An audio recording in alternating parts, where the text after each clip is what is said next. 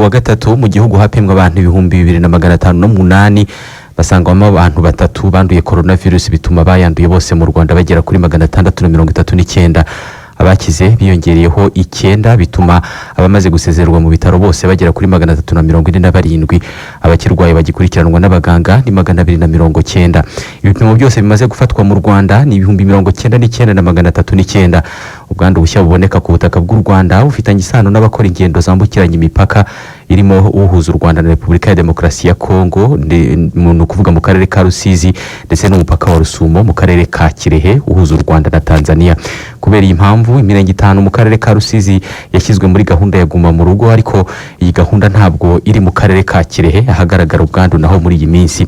Minisitiri w'ubuzima Dr Daniel Ngamije yatubwiye ko impamvu muri Kirehe hatashyizweho iyi gahunda ya guma mu rugo ngo nuko uko abinjira n'abasohoka abinjirana ubwandu banyuze ku mupaka wa Rusumo baturutse muri Tanzania bo bahita bamenyekana bagashyirwa ahabugenewe kandi nta bwandu bugaragara mu baturage muri aka gace nk'uko bigenda muri Rusizi.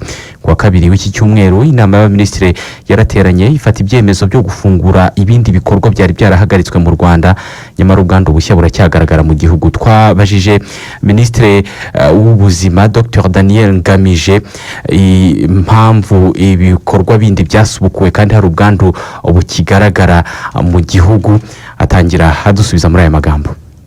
Nibyo kigaragara no ko muri iminsi ishize 3-4 imibare yagiye igaragaza ko abantu bagaragayeho uburiya bwandu bwa COVID-19 yari hejuru. Ukaba ubaza uti se turabihuriza hehe n'ibyemezo byafashwe n'inama y'abaminisitiri yayobowe na nyakubahwa Perezida wa Repubulika. Aho bihuriye nuko iriya mibare yego irazwi iri hejuru, ariko ifite uko umuntu afite uko yayisobanura.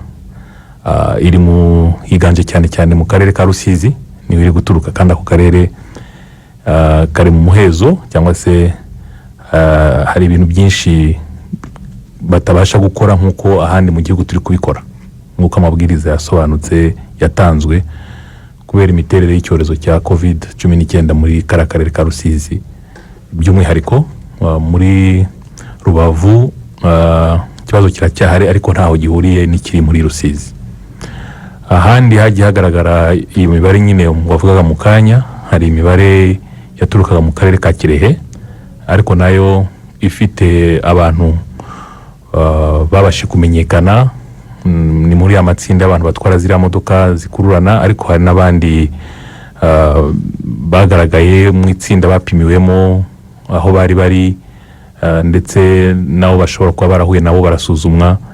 Navuga yuko muri Kirehe naho nta kibazo cy'ugukwirakwira kw'iriya ndwara mu buryo bukabije mu baturage nk'uko biri muri Rusizi. Bituma rero iriya myanzuro ishobora gufatwa kuko irashyirwa mu bikorwa ahandi hose uretse muri Rusizi na Rubavu kugeza ubu ngubu.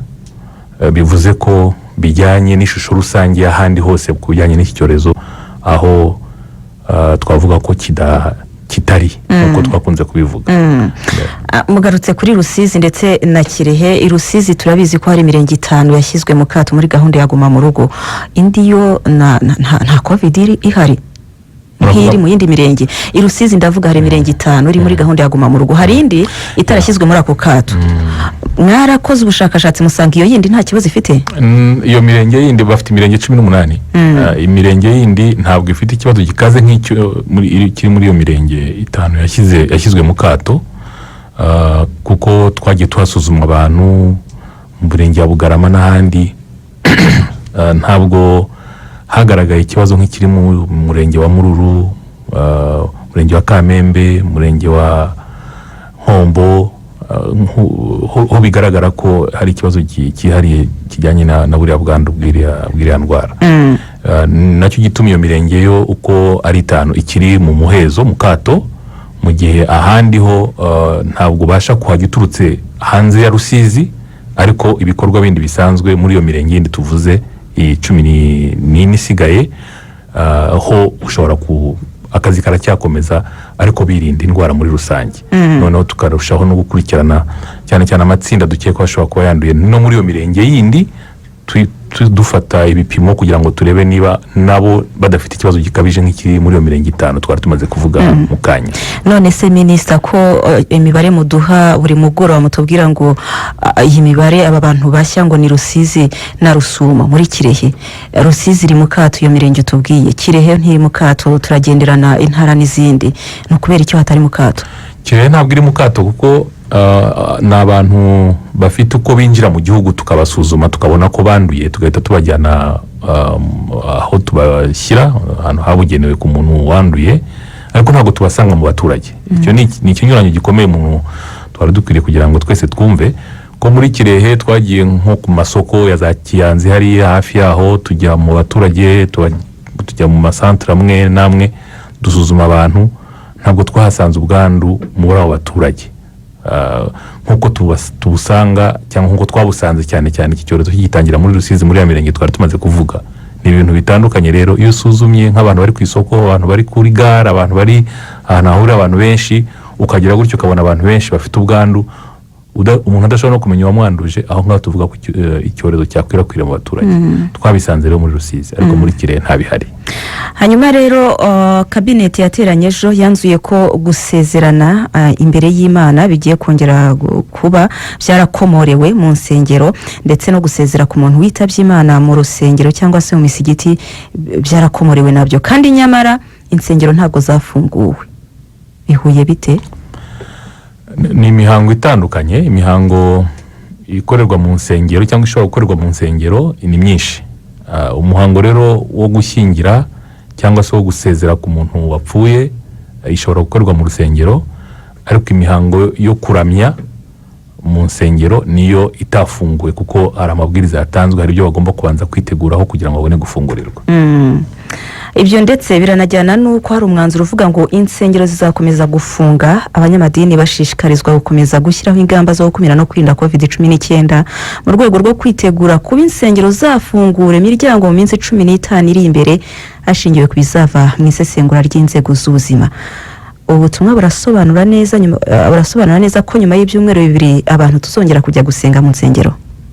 Icyo bivuze nuko hari ibintu abanyamadini tumaze iminsi tuganira cyane na ministeri bashinzwe bakurikirana by'umwihariko ndetse n'ubutegetsi bw'igihugu ndetse na RGB. Hari ibiganiro byabaye, habaho kungurana ibitekerezo ku bigomba gutegurwa byose kugira ngo izo nsengero zibe zakwakira abayoboke babo cyangwa bajya kuhasengera. Ibyo bintu birazwi ndetse baraza kubishyikirizwa mu buryo busobanutse n'amabwiriza asobanutse vuba aha ngaha bitarenze ejo, ku buryo batangira kwitegura kuyashyira mu bikorwa. Noneho hazabaho amatsinda asanzwe asura insengero akareba niba ibisabwa byose babyujuje, ku bazaba babyujuje bakaba bakomorerwa, ariko nanone hakurikijwe icyo isesengura Minisiteri y'Ubuzima izaba yakoze ku bijyanye n'uko icyorezo cyacu kizaba gihagaze muri iyo minsi. Kuko niba icyorezo ibintu bitameze neza ku bijyanye n'iki cyorezo nk'uko bimeze mu karere ka Rusizi, aho byaba bimeze gutyo ntabwo aho hantu nubwo baba bamaze kuzuza ibyangombwa byose bijyanye no kwitegura kandagira ukarabe, imiti isukura intoki yabugenewe n'ibindi byose dusaba, kugaragaza ko bazicara mu nsengero harimo intera hagati y'abakristo baje gusenga cyangwa se n'abatari abakristo ariko basenga mu yandi madini nk'abayisilamu tuvuge. Ibyo byose nubwo baba babyujuje ariko muri ako karere hari ikibazo cy'icyorezo, ntabwo isesengura rizatuma bafungura kubera yuko n'ikitangazo rivuze icyo isesengura rizaba ryakozwe ryerekana ko wenda ikibazo cy'icyorezo kigikaza aho hantu, nubwo baba bujuje ibyangombwa ntabwo bashobora guterana. Ariko aho bizaba bigaragara ko ikibazo cy'icyorezo kidahari nk'uko bimeze mu tundi turere, bujuje ibisabwa byose nk'uko bagiye kuzabimenyeshwa, n'ikitangazo rivuga yuko icyo gihe basubukura. Urwego rw'igihugu rushinzwe imiyoborere RGB rwashyizeho amabwiriza 5 agomba gukurikizwa n'abayobora amadini mu Rwanda kugira ngo bemererwe kongera gusubukura ibikorwa by'amakoraniro yabo. Byanditswe na The New Times, na amabwiriza agomba gushyirwa mu bikorwa mu byumweru 2 bigiye kuza kugira ngo insengero zongere gufungura. Ihuriro ry'amadini n'amatorero mu Rwanda ryasabwe gusubiramo ingamba ryifatiye zigomba gukurikizwa kugira ngo hasubukurwe amakoraniro. RGB ikaba yabasabye gukorana n'itsinda rishinzwe kurwanya coronavirus mu turere kugira ngo hakorwe amagenzura y'insengero mu birebana n'uburyo amabwiriza yo kwirinda COVID-19 azashyirwa mu bikorwa. RGB kandi yasabye abayobora amadini kubarura insengero zose hakarebwa umubare w'abantu buri rusengero rwakira mu bihe bisanzwe n'abo rushobora kwakira mu bihe byo kwirinda COVID-19.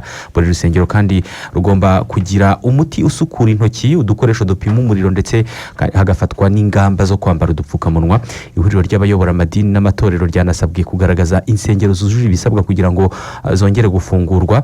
Insengero nizifungurwa abana bari munsi y'imyaka 13 y'amavuko ntabwo bazaba bemerewe kuzijyamo, abari hagati y'imyaka 13 na 18 bazajya bazijyanamo n'abantu bakuru, baherekejwe n'abantu bakuru cyangwa se ababyeyi babo. Mufti w'u Rwanda Sheikh Hitimana Salim akaba yabwiye The New Times ko abana bigoranye ko kubakurikirana mu rwego rwo kubahiriza aya mabwiriza.